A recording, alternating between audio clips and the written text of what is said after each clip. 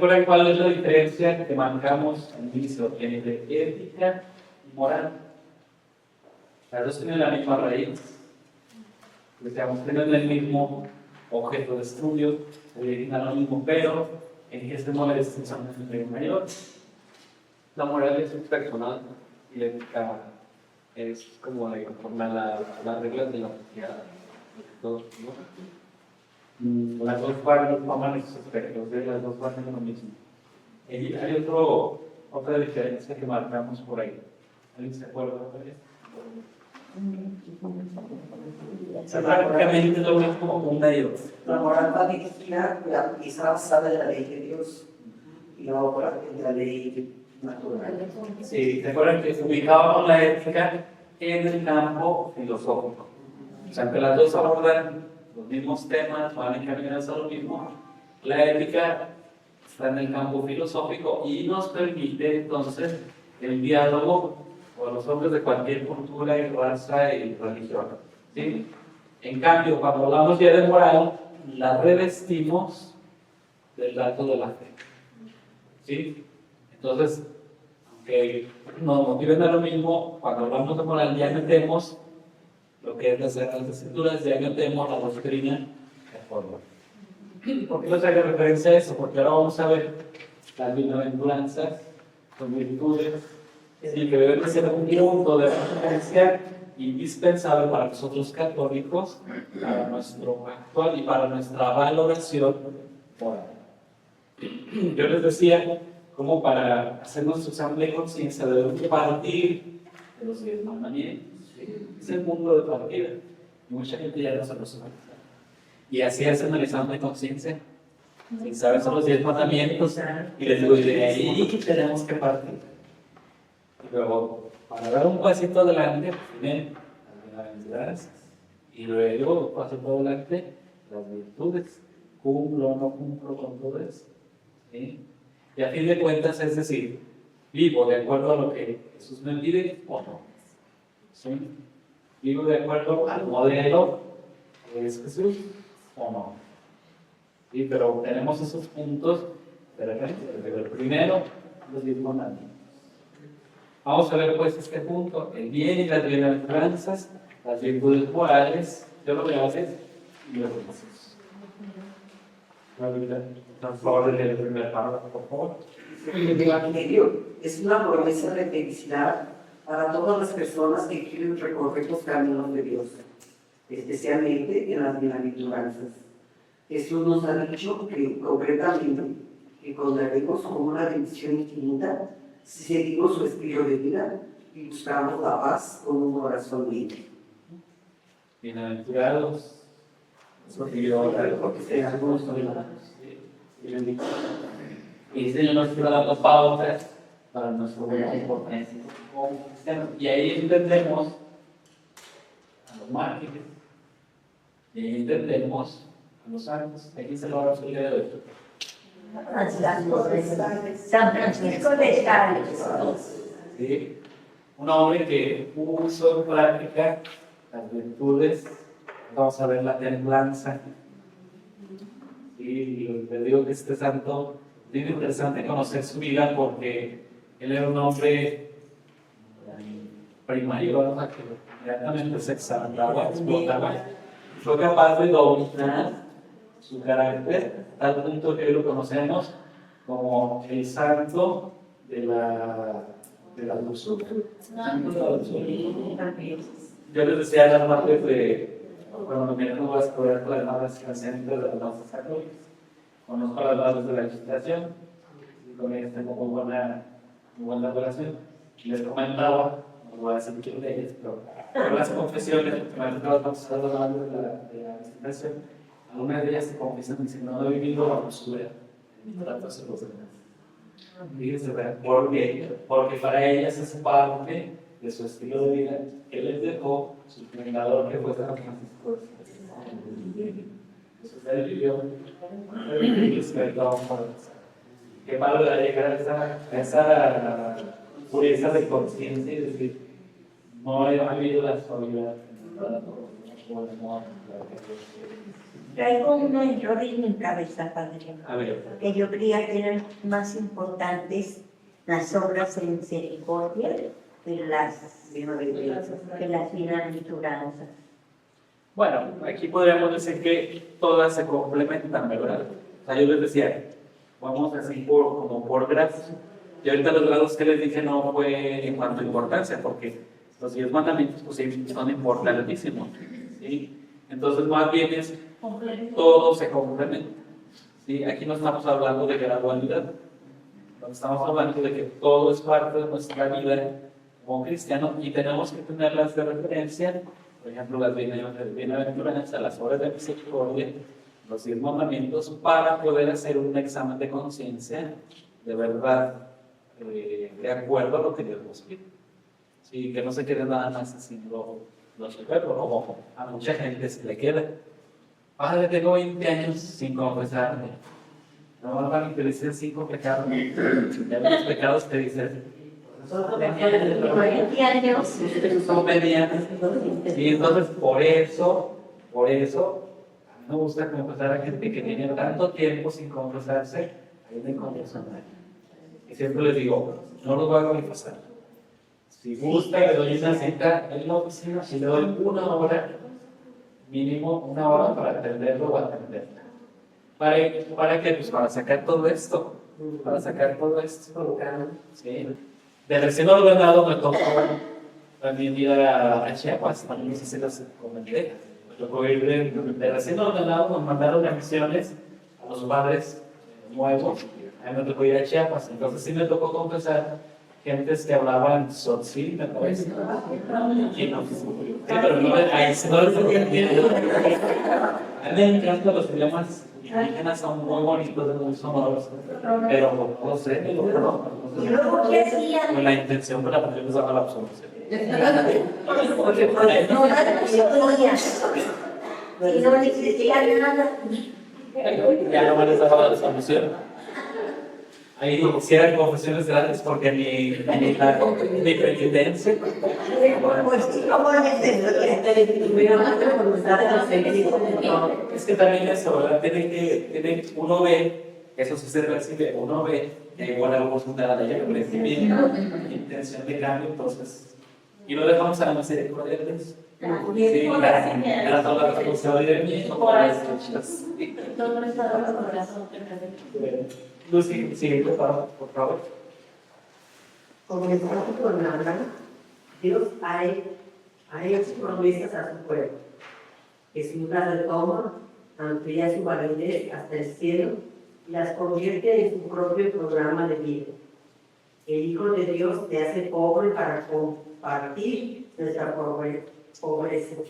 Se alegra con los que están alegres y llora con los que lloran. Tiene misericordia, siembra la paz y con ello muestra el camino más seguro hacia el cielo. Sí, llora con nosotros. En Dios Padre, Hijo y Espíritu Santo hay vida, alegría y comunión sin fin. Ser introducido ahí será una felicidad inconcebible e ilimitada para nosotros los hombres. Esta felicidad es puro don de la gracia de Dios, porque nosotros los hombres no podemos ni producirla por nosotros mismos, ni captarla en su grandeza. Dios quiere que nosotros optemos por nuestra felicidad. Libremente debemos elegir a Dios, amarle sobre todas las cosas, hacer el bien y evitar el mal con todas nuestras fuerzas. Recuerda el imperativo moral, ¿verdad? Hacer el bien, evitar el mal. Con eso nos basta y lo tenemos como programa de vida en el que lo actuamos. Y es donde vemos como la ley de Dios está grabada en nuestro corazón. ¿Sí? Y alguien que a lo mejor no había tenido contacto, la fe cristiana puede seguir el mandato de su corazón y se puede salvar. Sí, sí, yo Podría leer después. Que si podría leer. sí, pues lo siguiente para Una virtud es una actitud interior, una disposición estable y positiva, una pasión puesta al servicio del bien. ser perfecto como su Padre Celestial es perfecto. Es decir, tenemos que transformarnos en el camino hacia Dios. Con nuestra fuerza humana solo somos capaces de ello parcialmente. Dios apoya. Es todo. Dios apoya son su gracia, con su gracia y las humanas, y además nos regala también las llamadas virtudes teologales, con cuya ayuda alcanzamos con seguridad la luz y la cercanía de Dios. Entonces, una virtud es un hábito para hacer las cosas buenas y luego ya vemos teológicamente pues, cómo se debería, ¿no? Una actitud interior, una disposición estable positiva, una pasión puesta al servicio del bien. El vicio es lo mismo, tiene la misma definición, pero se dirige a hacer mal, un mal. Y lo que ya hemos dicho, ¿verdad? Las virtudes teologales, Dios no las regala, hay que pedirlas. Fe, Esperanza y caridad. caridad.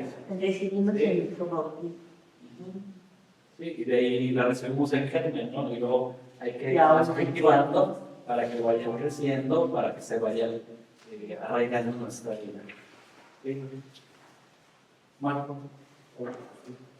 Debemos cultivarnos a nosotros mismos para poder practicar el bien con alegría y facilidad. A ello nos ayuda en primer término la fe en Dios, pero también el hecho de vivir las virtudes. Es decir, que con la ayuda de Dios formemos en nosotros actitudes firmes. Las principales virtudes son prudencia, justicia, fortaleza y templanza. Se les llaman también virtudes cardinales. ¿Te acuerdas por qué virtudes cardinales te las habíamos visto? Sí, porque de ahí son las como centrales y de ahí son las... ¿Y por qué nombre de cardinales? Porque nos referimos a ellos. Son referencias. No, algo de la puerta, ¿no? Ahí dijimos de la puerta. Sí, tiene razón, Henry, pero ¿te acuerdas que luego veíamos la raíz etimológica? Y eso nos ayuda mucho a entender. No viene del pajarito, ¿verdad? Del cardenal. Del cardenal. No viene de los cardenales que están en el Vaticano. O del cardo.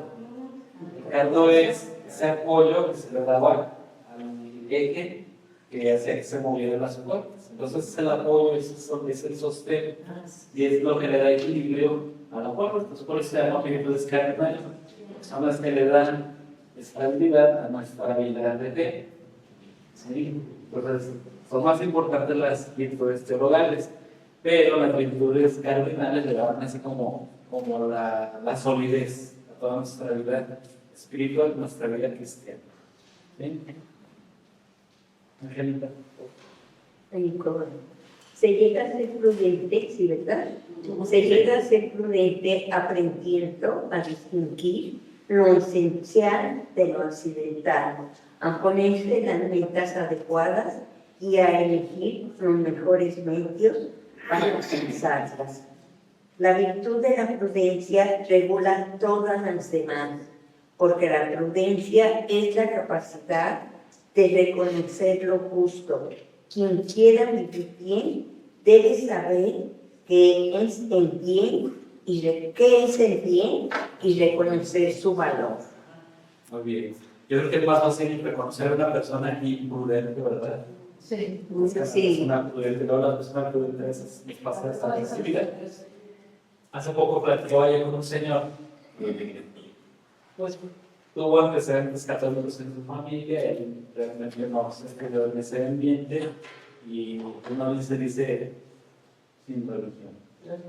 Y le cae bien el Papa Francisco, y él me decía, nada más hay un punto que no le agrada, le cae bien, pero hay un punto que no le agrada.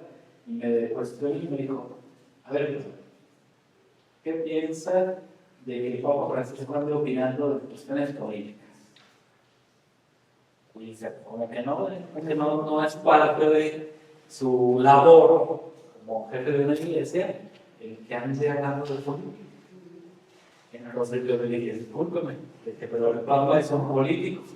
Él es jefe del Estado. Sí. Si bien es el Estado más pequeño de todo el mundo, es el Estado Vaticano, es jefe de un Estado. Entonces, por eso cuando él va a visitar cualquier país, se le rinde homenaje a cualquier otro mandatario, aunque los presidentes, los gobernadores no sean creyentes. Por ejemplo, ahorita la visita a Chile, pero todo lo que hubo de controversia, gente que revisó amenazar, diciendo que por qué se gastaba tanto y que no se pasa. Se gasta en seguridad. Para el Papa, lo que se debe de gastar con los demás mandatarios. Si viene Donald Trump a México o se va a Chile, ¿ustedes creen que no lo van a cuidar? No van a matar. No hay que no lo cuiden. Sí, esta mano va a Suiza. A ver qué pasa, a ver qué va a suceder. Pero bueno, o sea, como mandatarios a todos se les debe de brindar el transporte, no sé, la gente se gasta también. Mira. Y yo le decía, lo que sí no tiene el Papa Francisco es que no es diplomático. O sea, dice las cosas y a veces tan directas, que es lo que cala y es lo que te molesta. Y ahora, digo, ya a veces podemos decir que la diplomacia podría ser la prudencia, pero transformada en el ámbito político. Entonces, nuestro Papa no es prudente en el ámbito político. No así la Pero a lo cosa. mejor es necesario. Sí. A lo mejor es necesario. En ocasión de libro dice. Sí. Para los demás. Y y también eso de así como cuidar mucho las formas, y por cuidar las formas a veces se descuida lo que eres como. ¿Qué ha pasado ahorita con nuestro gobierno mexicano? El presidente cuida tanto la forma que el presidente de Estados Unidos dice lo que quiera de nosotros. No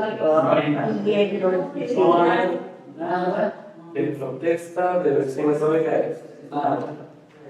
Demasiadas víctimas. Exacto. Porque llaman de muchísimo. Demasiado serio. También hay que tener cuidado con eso. Muy bien, entonces la prudencia. Decidimos actuar. Se actúa justamente estando siempre pendiente de dar a Dios del prójimo lo que es debido. El principio de la justicia dice, a cada uno lo suyo. La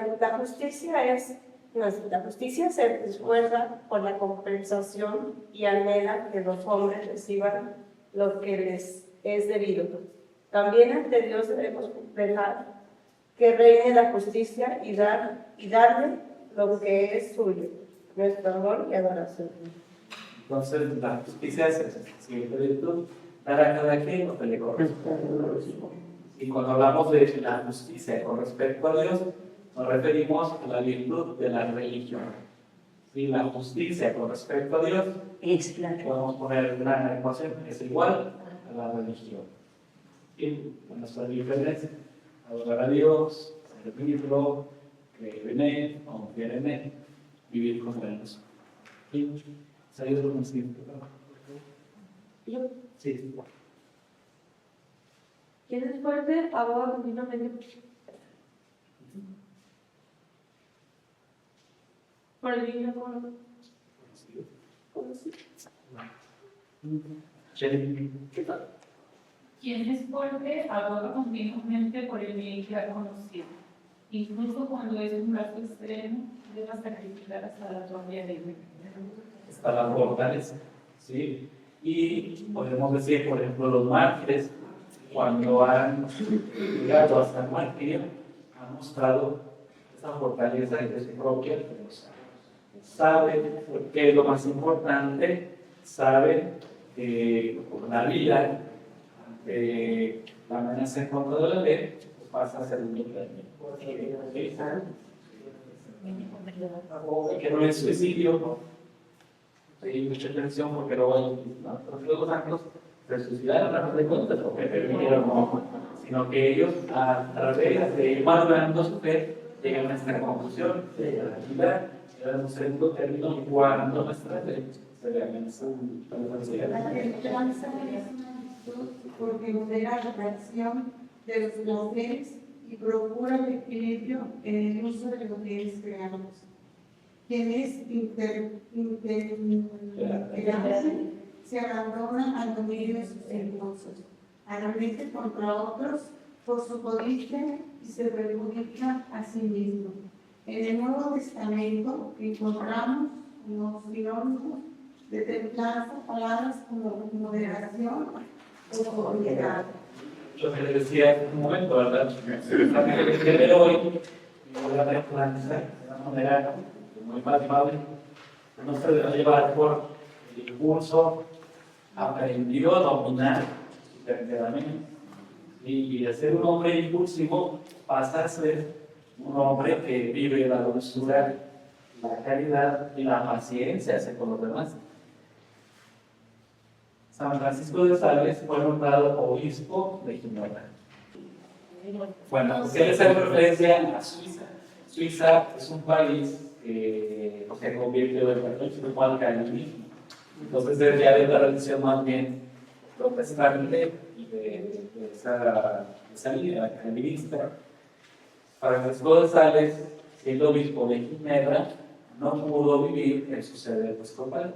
Entonces él dirigía a su grey, él dirigía sus feligreses desde Francia, desde Annecy.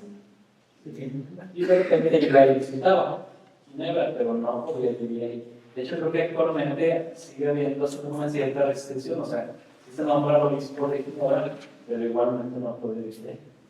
Por los tratados que hay entre el país, en este caso Suiza, con el Vaticano. O sea, la iglesia calvinista no es igual que de la Sí, no, son diferentes, pero nacieron más o menos al mismo tiempo. La calvinista pues fundada por Calvino y la luterana promovida por Margarita. Era simpatizante conocido. Sí, de hecho Calvino como que fue un poco, podríamos decir, seguidor de las reformas de Lutero, pero él introdujo cosas muy propias, por eso hablamos de una iglesia calvinista distinta a la luterana. ¿Sí? O sea, a la fecha existen y a la fecha son de las iglesias que se les considera serias. Sí, a pesar de que rompieron con la iglesia protestante, sí son protestantes. Los calvinistas son protestantes. Los que no son protestantes, nosotros llamamos a ciertos en general, pero hablamos de las sectas.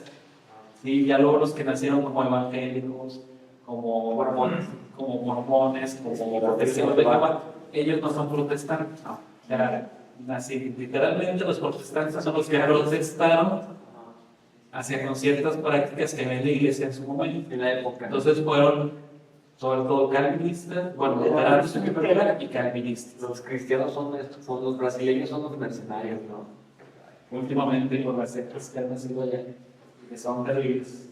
Bueno, entonces aquí vimos ya las virtudes cardinales. Ya dentro de 8 días continuamos, vamos a entrar a las virtudes teóricas. Padre, una pregunta. Sí. ¿Qué es un cisma en la iglesia? Un cisma. Un cisma es una ruptura, un rompimiento. Entonces, hay cismas a lo largo de la historia muy importantes, unos que no han sido tan fuertes, ¿verdad? El más famoso y el que más escuchamos es el cisma con la iglesia ortodoxa. Y eso se da en el siglo, en el 1080 por ahí. Entonces ese es el gran cisma dentro de la iglesia. Después se da el cisma con la iglesia luterana. Muchos católicos y países completos rompen con la iglesia católica y se separan de la iglesia católica. Entonces es el cisma. O sea, yo corto una iglesia, pero yo sigo siendo parte de una iglesia y sigo cortando mi fe en Dios. El cisma también de los anglicanos, sí, que tienen diferentes causas. Por ejemplo, el cisma de los anglicanos hubo como móvil el que Enrique VIII quería que le reconocieran su, o sea, que él no quería ser casado con Catalina de Aragón. Eso lo quería, fue un capricho, a fin de cuentas. El cisma con la iglesia anglicana. El cisma con la iglesia ortodoxa fue el no reconocer al Papa como la cabeza de la iglesia. Sí. Damos gracias, Señor, por todos los beneficios, a ti que vives y reinas por los siglos de los siglos. Amén.